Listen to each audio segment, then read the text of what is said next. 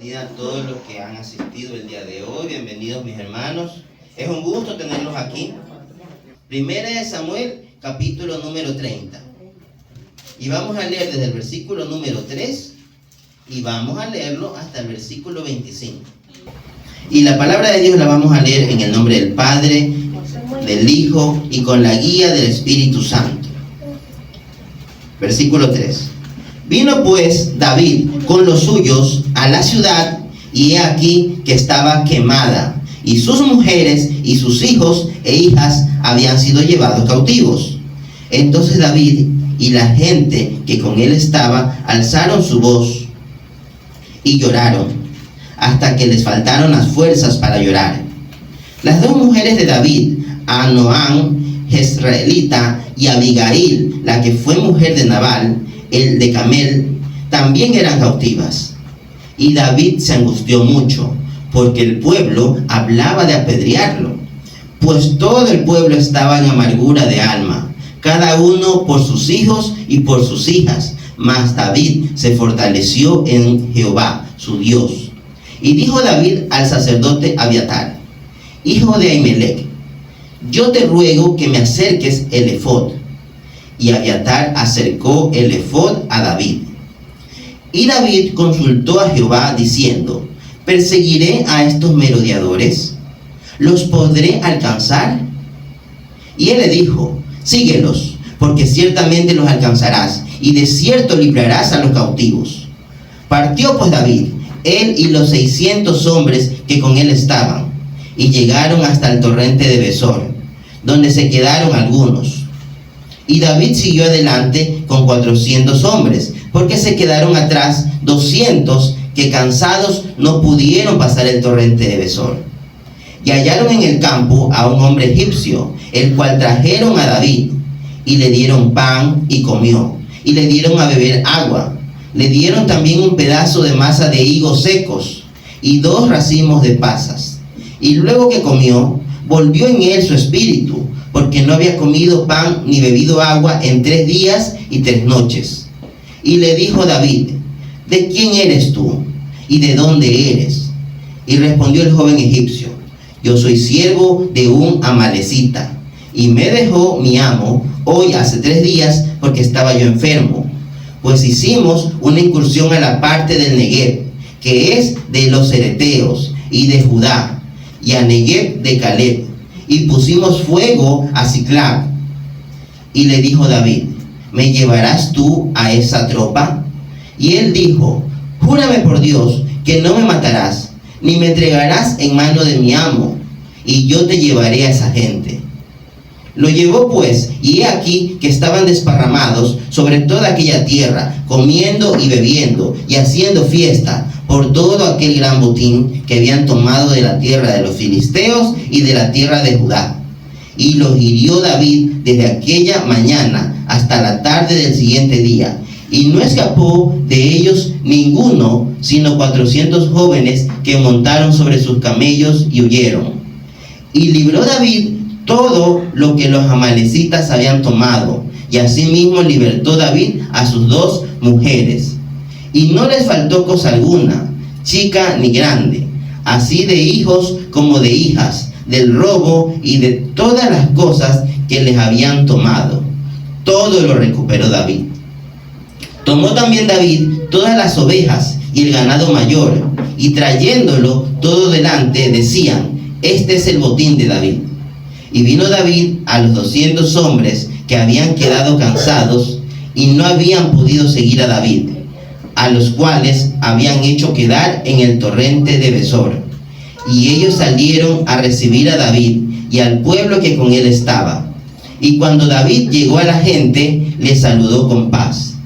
Entonces todos los malos y perversos de entre los que habían ido con David respondieron y dijeron: ¿por qué no fueron con nosotros? No les daremos del botín que hemos quitado, sino a cada uno su mujer y sus hijos, que los tomen y se vayan. Y David dijo: no hagáis eso, hermanos míos. De los que nos ha dado Jehová, quien nos ha guardado y ha entregado en nuestra mano a los merodeadores que vinieron contra nosotros.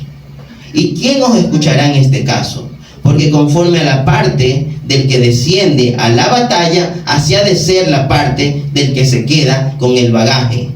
Les tocará parte igual. Desde aquel día en adelante fue esto por ley y ordenanza en Israel hasta hoy. Amén. Vamos orando, mis hermanos. Padre celestial, mi Dios, te pido, Padre, que seas tú tomando control. Padre, haz que esos corazones de todos los que están aquí presentes y los que vean y escuchen este video, Padre, estén predispuestos para recibir tu palabra, tu exhortación, tu confrontación, tu mensaje de aliento, Padre. Que no escuchen a tu siervo que está aquí presente, que te escuchen a ti, Padre, por medio de mi boca. Y asimismo, que ellos entiendan esta historia y asimismo la pongan en práctica, en su vida. Sé tú transformando, Padre. Gracias te damos, en el nombre de Cristo Jesús. Amén. Amén. Podemos sentarnos, hermanos. Bien, mis hermanos, esta historia es un poco larga. Espero que se haya entendido. Obviamente, lo parafrasearé de una forma bastante rápida, concisa, y espero que sea entendible. Mis hermanos, de esta historia uno podría hacer hasta una poesía, porque esta es una historia bastante impactante, bastante dramática y al mismo tiempo épica. Es la historia en sí de un hombre llamado David, un hombre que con sus 600 hombres que en estos tiempos nosotros diríamos son mercenarios, son los mercenarios de David. Porque nosotros debemos tener en cuenta que David ya había sido ungido como rey, pero huía de Saúl. Y como él huía de Saúl, a David, y me imagino por gracia de Dios, tuvo la buena idea de dónde ir que no me persiga Saúl, donde Filistea. David fue a vivir donde los filisteos. Y si sabemos quiénes eran los filisteos eran los enemigos de Israel. Pero ya fue David, con la venia de Dios, para que sepamos el día de hoy que a veces nos toca estar entre los enemigos, y de Yapa Dios hace la obra en ese lugar. ¿Cuántos lo creen, hermanos? Amén. Amén.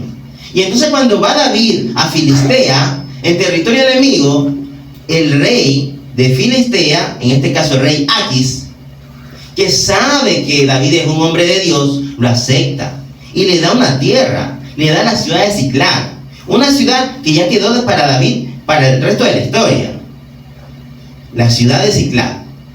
Y tengo que decirlo igual, en este momento de la historia hay una gran batalla que está cursando Israel contra los filisteos. Y en esa batalla, como David era campeón y era mercenario del rey Aquis de Filistea, Aquis quería que David vaya a pelear contra los mismos suyos. Y pese a eso, David, ¿qué creen que hizo?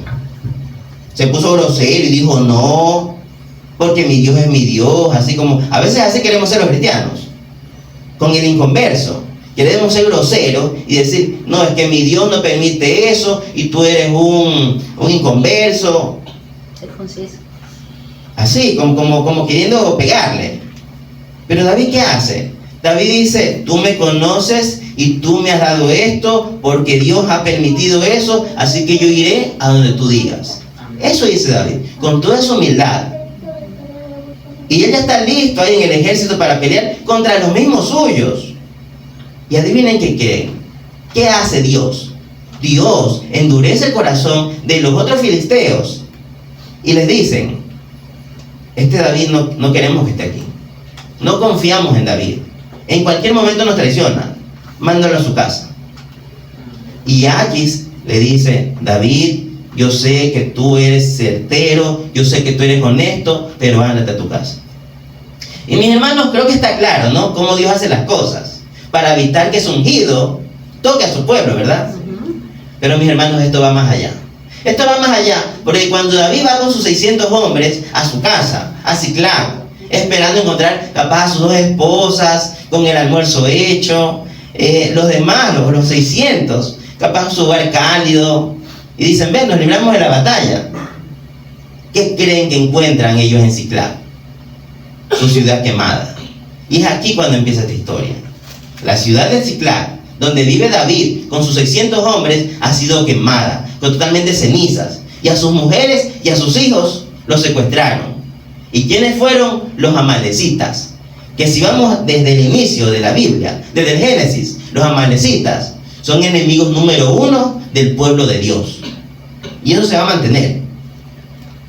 Y entonces él, en ese momento, todos lloran amargamente, gritan, quitan toda fe, toda desesperación, abunda a tal punto que esos 600 hombres, los que sirven a David, porque saben quién es David. Y esto es importante, hermanos, que entendamos que esos 600 hombres son aquellos que pudieron quedarse con Saúl. Así como muchas veces nos toca a nosotros, que nosotros estamos bien en el mundo y podemos quedarnos en el mundo, pero un día conocemos a Cristo y dice: no, prefiero vivir como mercenario, no tengo casa propia, no sé dónde voy a dormir, pero yo sigo ¿a quién? A Cristo Jesús. Así era la historia de esos 600 hombres. Hombres que también representan a veces a las iglesias, que a veces cuando decimos: no, la iglesia está empezando a predicar otra cosa, ya no se predica la sana doctrina, pero es la iglesia, y todos empiezan a agachar la cabeza. Pero hay 600 hombres ahí que no siguen a un pastor, a una pastora, que no siguen una doctrina de hombres. ¿A quién siguen? A Cristo. A Cristo. Y si tienen que salir a vivir como mercenarios, como merodeadores, lo harán. ¿Y ustedes creen que eso es bueno o malo? Bueno. Porque no podemos agachar la cabeza. Amén. Cuando se habla una palabra contraria a lo que dice la Biblia. Y eso representan esos 600 hombres. Así que si ya me entendieron, esos 600 hombres que lo dieron todo por David, así como nosotros hemos dado todo por Cristo, cuando ven que su familia, sus mujeres han sido secuestradas, ¿qué hacen? Quieren apedrear a David. Ellos.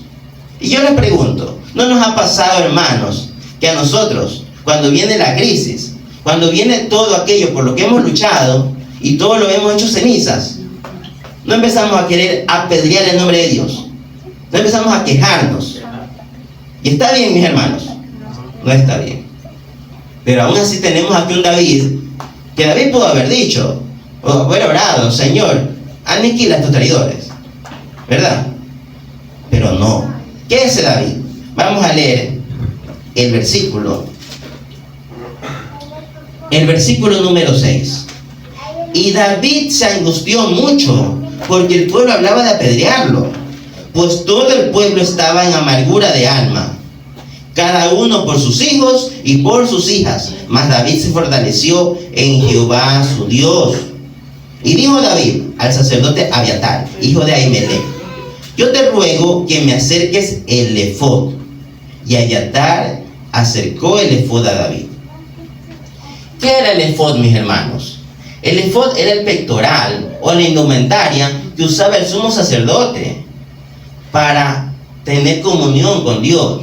Cuando iba a interceder, cuando iba a orar, cuando iba a hablar con Dios, el sacerdote tenía la obligación de ponerse el efod.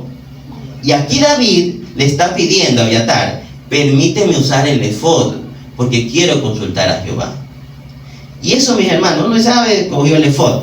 Esto es grandioso, porque en este día David, que era tipo de Cristo Jesús, él consolidó lo que muchos ya sabían, pero no lo habían visto, y lo que aún nosotros, a veces como iglesia, nos olvidamos, de que Cristo Jesús, tomando el lugar aquí de David, Cristo Jesús se pone el efod, y Él es nuestro sumo sacerdote. Él es un rey, el único rey que puede usar la indumentaria de un sumo sacerdote, y que está allá arriba en los cielos, está a la diestra del Padre, con un cuerpo renovado, mis hermanos. Y eso debemos tenerlo claro. Ustedes no crean que Jesucristo está ya como un espíritu. Cristo está a la diestra del Padre, con el cuerpo como que los vieron sus apóstoles, con el cuerpo con el que los apóstoles compartieron el pescado con Él, y ascendió. Así está allá. Y Él ahí está con un efod, intercediendo por todos nosotros. ¿Intercediendo por qué?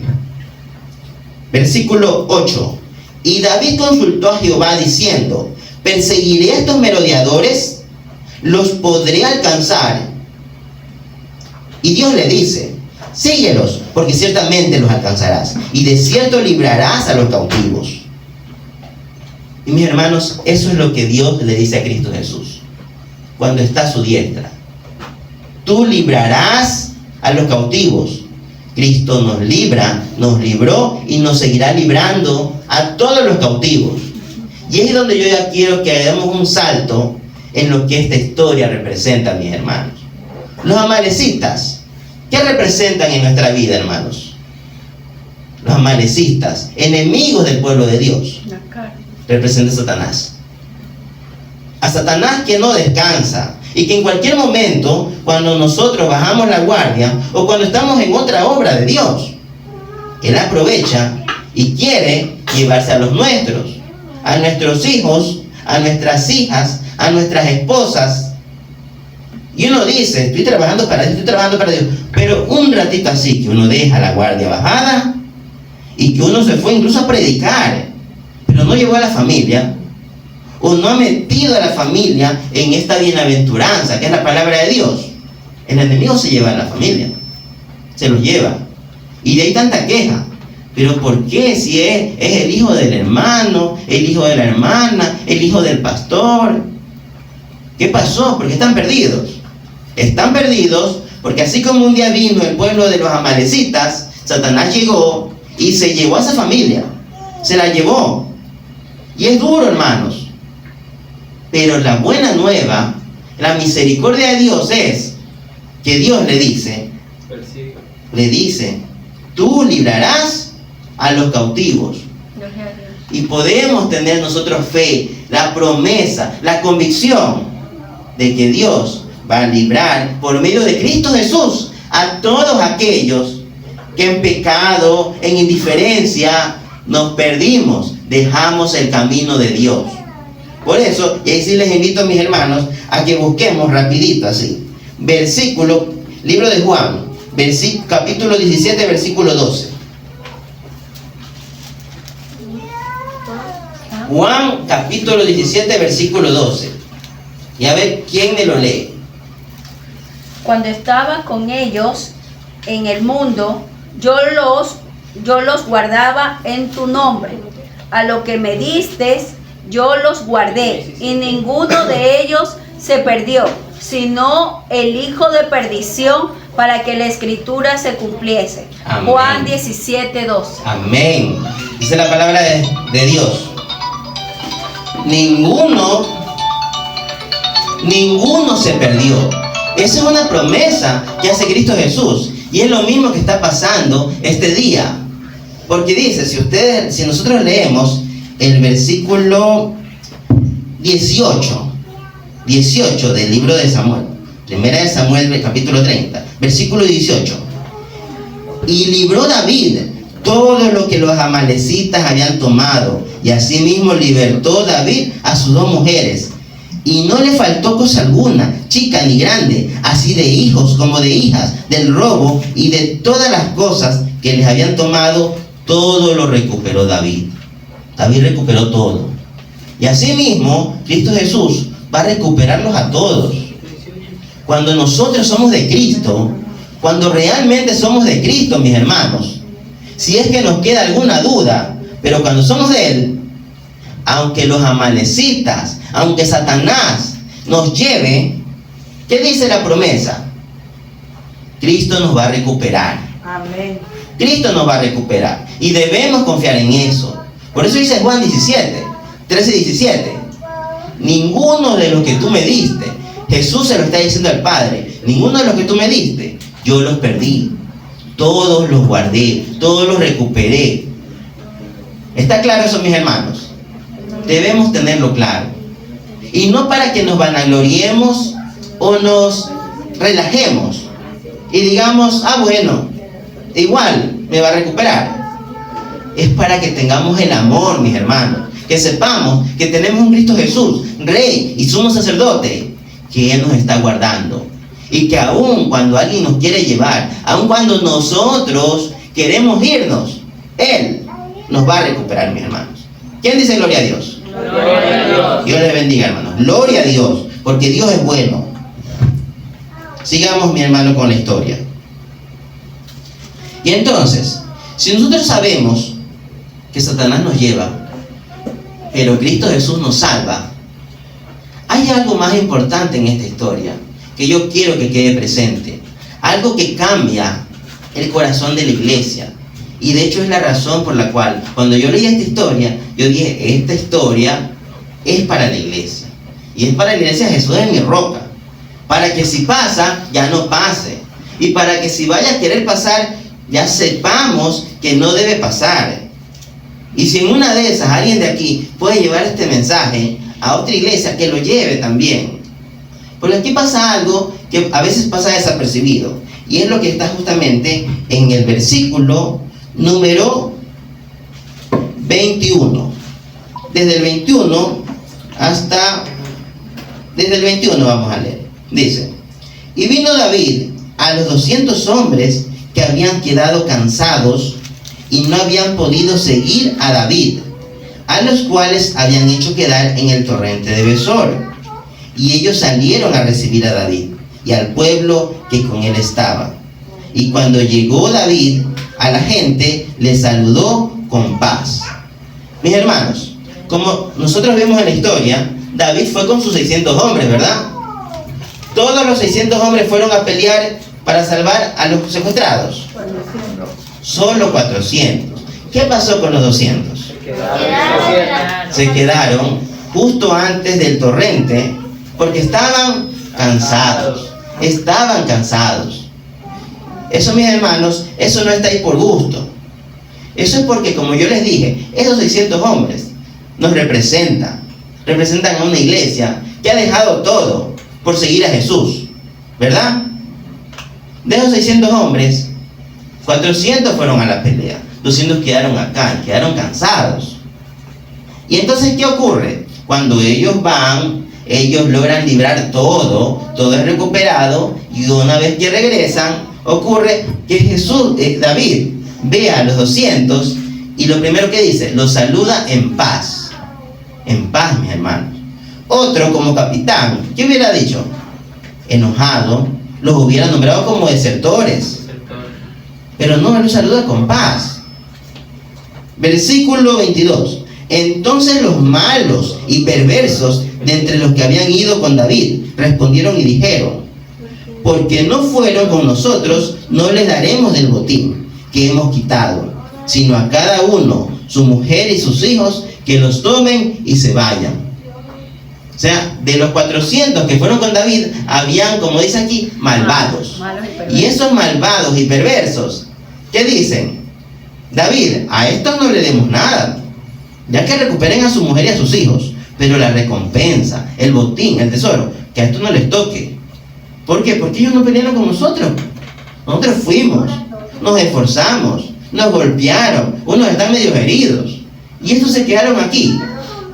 Y yo le digo, hermano, ¿es justo o no es justo lo que ellos están diciendo?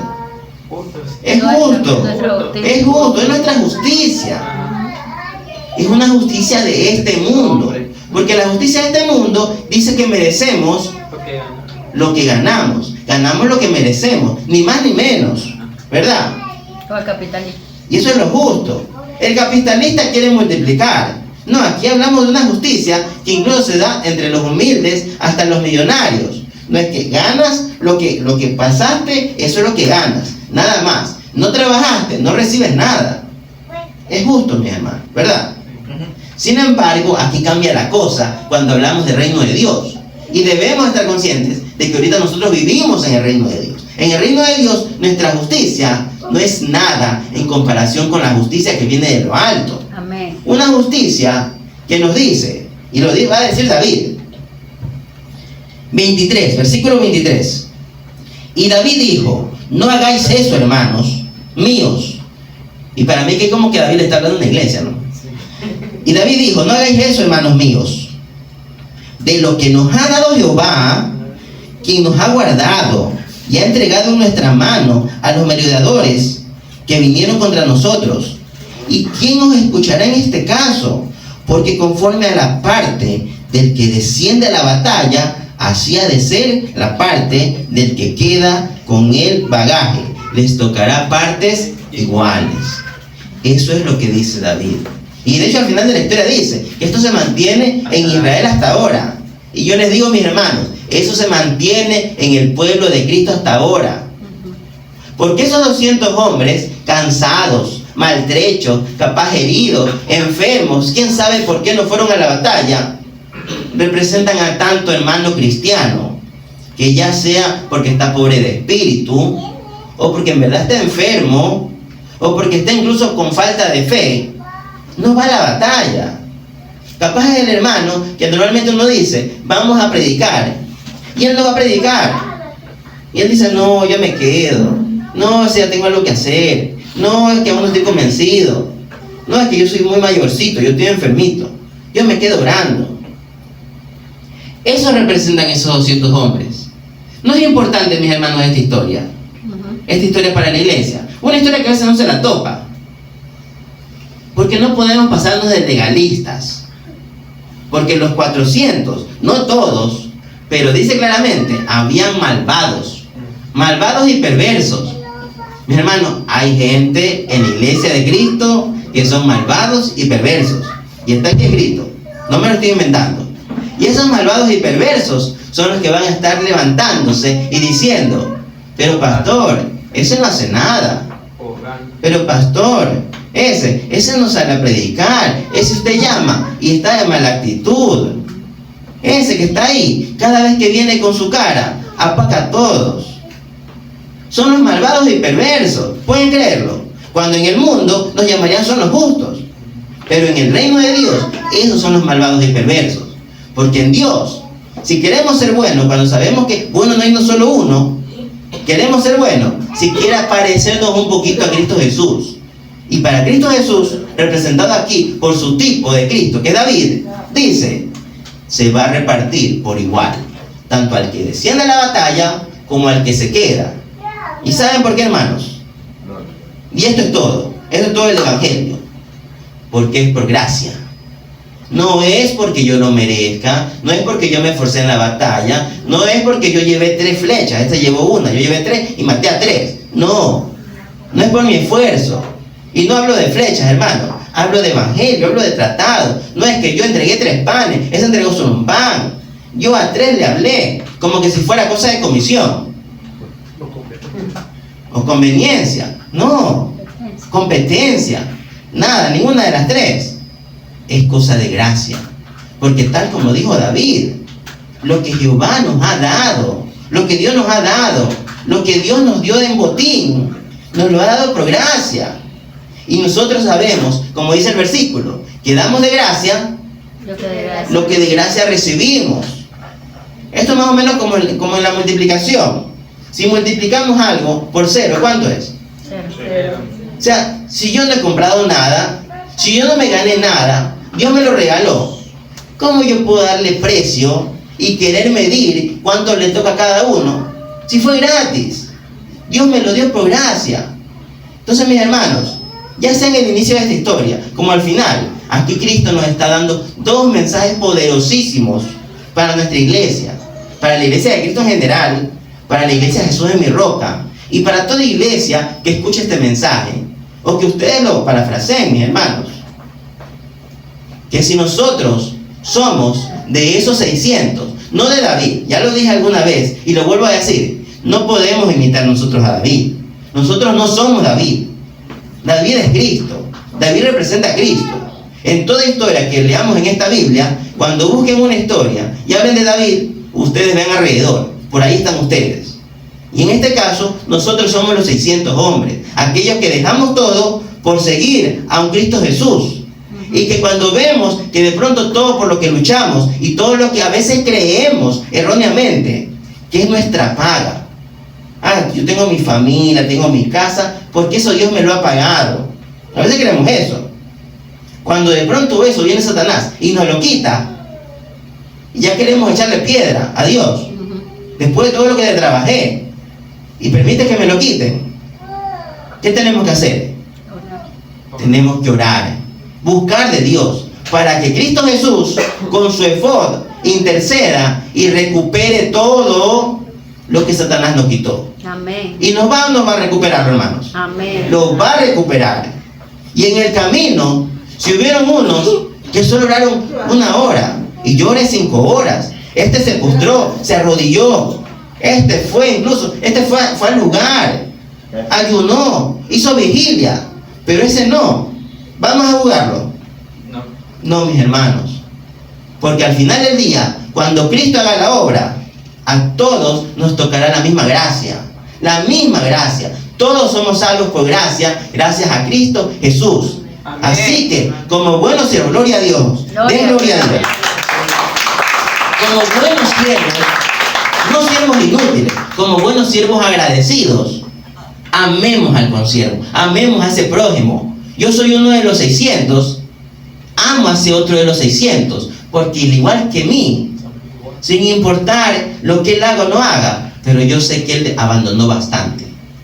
Él dejó mucho. Y en eso yo debo entenderlo. Yo no puedo medirme ni entender a mi consiervo en lo que somos distintos. Yo debo medirme en lo que somos iguales, en lo que nos une. ¿Y qué es lo que nos une? Cristo Jesús. Si yo me quiero medir con Él, yo no puedo medir hasta dónde llega o yo dónde llego. Yo, para medirme con Él, debo medir a Cristo Jesús. Y si yo voy a la cruz, la palabra dará paz. Amén. Se quitará todo enojo, toda envidia que hay a veces en la iglesia.